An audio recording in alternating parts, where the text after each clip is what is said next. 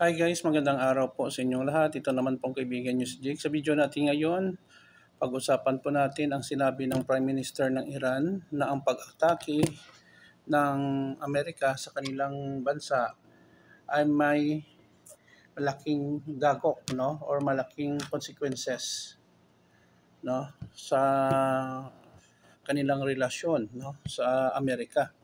Okay? At maybe, no, magkaroon po ng mga hidwaan or giyera.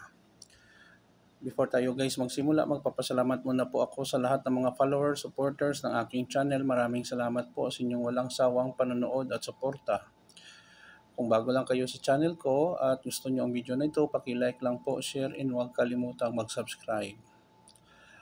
Kahapon guys ay naglunsad ng pag-atake ang Amerika laban sa Iran. No? Ang tinarget nila ang tatlong nuclear facilities na tinutukoy ng Amerika na gumagawa ng nuclear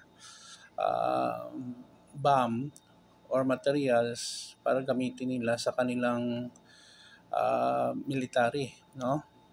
Pero according sa Iran, ang ginagawa nilang nuclear study doon at factory ay para lang po sa peaceful purposes, no, power generation, pero hindi naniniwala ang US. Sabi ng kanilang foreign minister na si Abbas Araghchi kahapon, kinukundina nila ang pag-atake ng Amerika. Sabi nga niya, outrageous. Grabe daw. At ang Iran ay may karapatang i-defend ang kanyang sovereignty bilang bansa. Sabi sa balita, sabi niya, the events this morning are outrageous and will have everlasting consequences. Nakakabahala ang nangyayari, and then may mga consequences na dapat harapin. Hindi yan tinutukoy ang Amerika, pero ang mga kaalyado siguro, including na po dito ang Israel. Nag-post po siya sa X social media.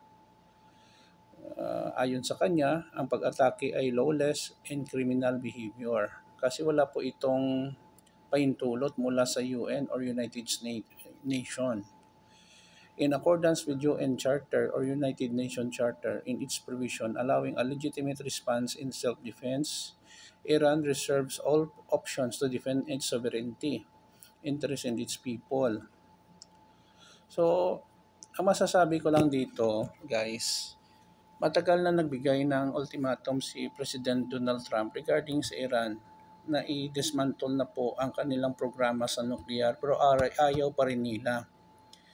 Ang mga karatig bansa, especially ang Israel, ay nangangamba kasi kung may nuclear arsenal ang Iran, baka gamitin nila ito sa pag-atake sa Israel at iba pang bansa na gusto nilang atakihin. Yun po ang punto. Kaso lang sa part ng Iran, nakikita nila this is just a lawless behavior na pag-atake sa kanilang bansa. So, ang kawawa dito ang mga sibilyan, mga OFW, i-pray natin sila na hindi lang sila nadamay sa giyera at makauwi ang iba dito ng matiwasay sa Pilipinas. So yun lang po guys ang aking masasabi. Mag-pray tayo, manalangin sa Diyos na sana ay makamtan ng Iran, Israel, Amerika at ano pa mga bansa ang peace. At wala nang madamay ng mga inosenteng sibilyan sa ganitong sigilot or giyera. Yun lang po guys. Please like, share, and huwag kalimutang mag-subscribe sa channel ko. Maraming salamat sa inyong panonood. Ito naman pong kaibigan Jake. Paalam.